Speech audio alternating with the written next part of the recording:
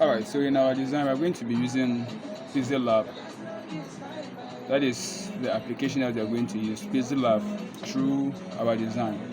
So maybe in the master class before, we'll be having any other applications and then some of the websites that we can use to help process our images and others on time. So today we will be looking at the features of Pixellab. When we open Pixellab, the icons that will be seen on the interface and then the use of these icons.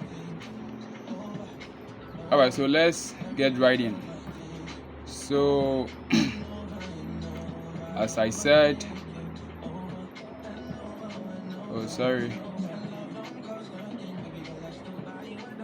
okay, so this is the app that we'll be using today, the one that I am circling. This is what we'll be using today. So please, if you don't have it, then I urge you to quickly go on Google Play Store and then type Pixel. The moment you type Pixel, the rest will be added so that you will get it downloaded. I don't know of those who are using iPhone, because I'm not used to iPhone. So if you're using iPhone, then you go to your App Store and see if you'll be able to download it. But those who are using Android, log on to your Play Store and then get it downloaded right away. Alright, so I'm going to open Pixellab and then we'll look at the features that we have on the interface. Okay.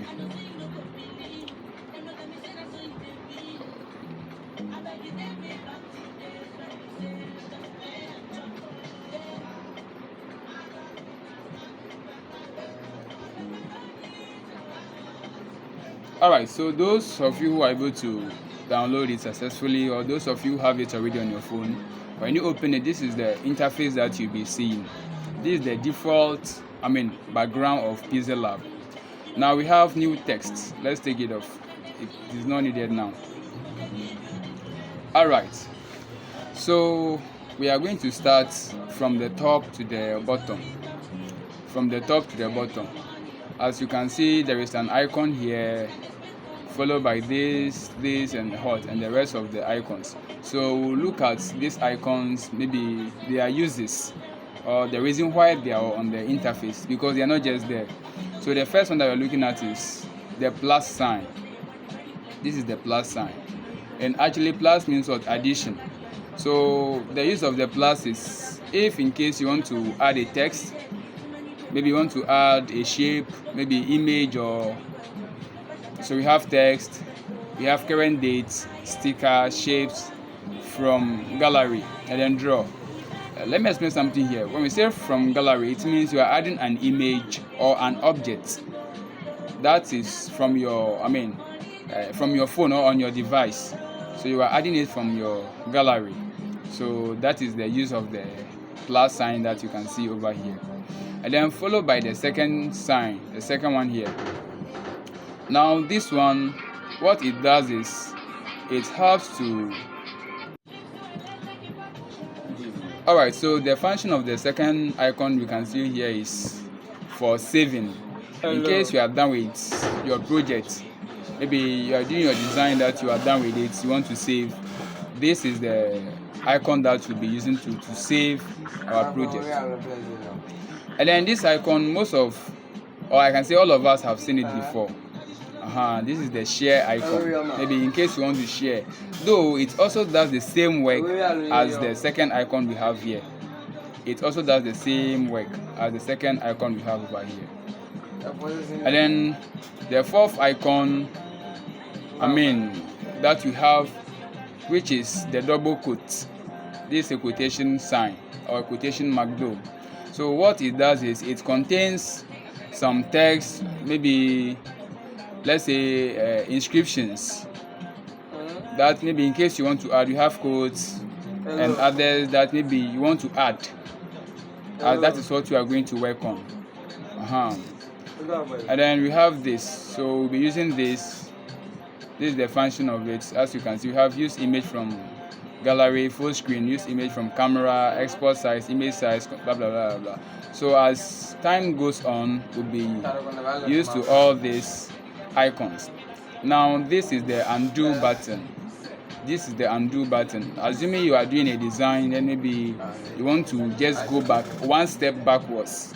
Yeah, let me see, one step backwards. This is the button that you use.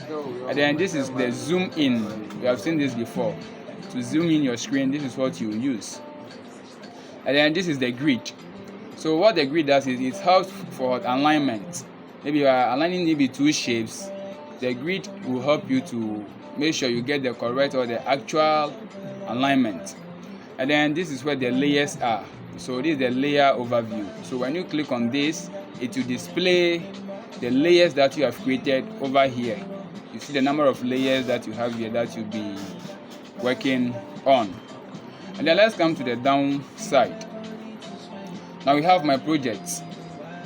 So maybe those of you who have just opened the app, you will not be able to see this my project because you have not saved any projects.